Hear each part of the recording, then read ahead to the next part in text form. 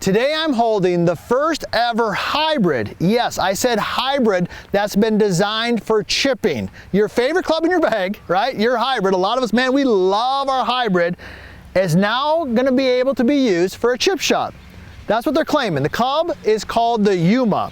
And we're gonna check it out. We're gonna see if it actually works, because if it can do the things that a hybrid does, I think we're gonna really like it, and we can help people play better golf, especially hitting chip shots around the green. So let's dive right into this here. I'm gonna hit a couple shots. The first thing I've done is I just got a standard chip shot right here. Now normally, if I was teaching this shot, I would tell my students to just grab a 7-iron or an 8-iron. We'd say, hey, move the ball back, hands a little in front, and we'd hit a shot, right?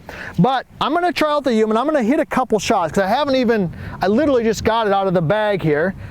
And let me just hit a shot and let's test it out a little bit. All right, that was, don't go in the hole already. Are you kidding me? Oh. All right, first take, not lying. Almost went in the hole, just needed about another inch and it would have rolled in. That was pretty easy. So the first thing that I noticed when I set it down here is obviously the hybrid stuff. That's the big claim here, this hybrid design, okay? And it's got an interesting, it seems like a very large face on it. When I set it down here by the ball, the sweet spot just looks big, okay? And I think a lot of that has to do just visually with the hybrid. You can see, of course, like a hybrid design, right? It's got more balance, more weight, whatever word you want to use on the back side of it. That helps get the ball up in the air. You know these things, right? But when you set it down by the ball, it makes the face look definitely a little bit bigger. Hold on, I gotta try it again here, because that was pretty easy. See if I can actually make one. Here we go.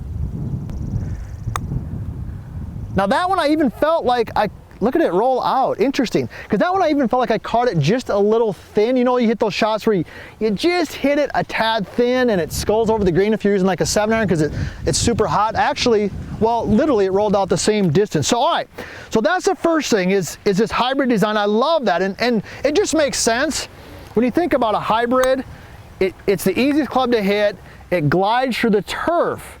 All right, it glides through the turf, and that's the thing right here with the big sole on it here. This glide sole right here on the bottom. It's got a couple rails on it. I like that because it keeps the face probably a little bit more square. But when you swing it back and through, notice that I'm doing that.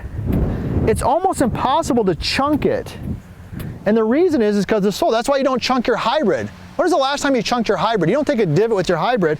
So that in the Yuma there makes that easy. And that's probably my favorite feature so far, because that's where a lot of golfers struggle. All right, so let me hit another one here. So I've got that, I like the way it looks down there. The face looks big. I've got the sole there. Now that one I hit a little bit, well, it felt like, it almost went in again. I felt like I hit that one a little bit harder, but it was still good distance, maybe 2 or 3 feet by. So the other thing I'm noticing right away is the distance control. So 37 degrees of loft, that's what they put on there. I like that, okay, especially for a bump and run shots like around the green, because it's like the perfect loft.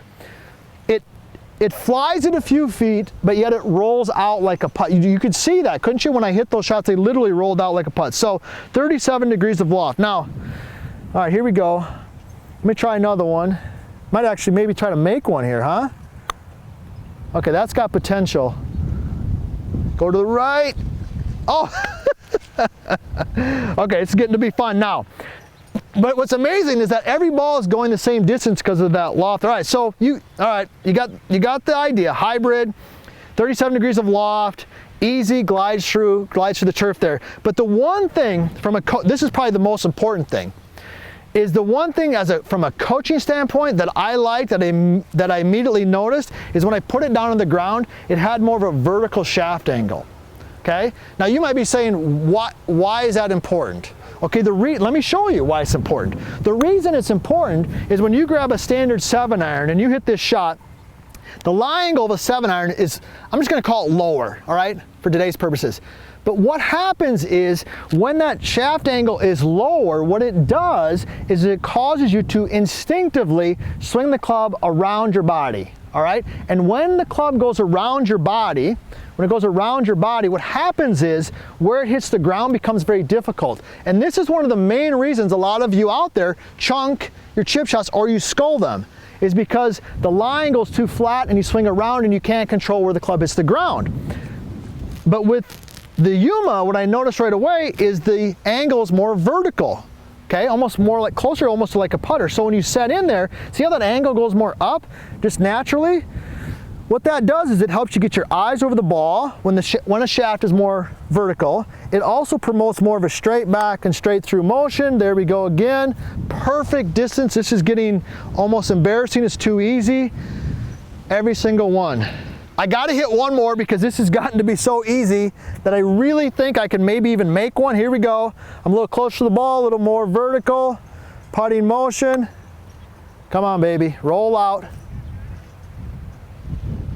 Oh, all right. I'm gonna take every one of those. So I gotta tell you this, if you're using a putter off the green, if you're using your 7-iron or 8-iron and you're chili dipping, you're chunking them, you're sculling them over the green, you know what? Take a look at the Yuma and it can probably be the answer that you're looking for.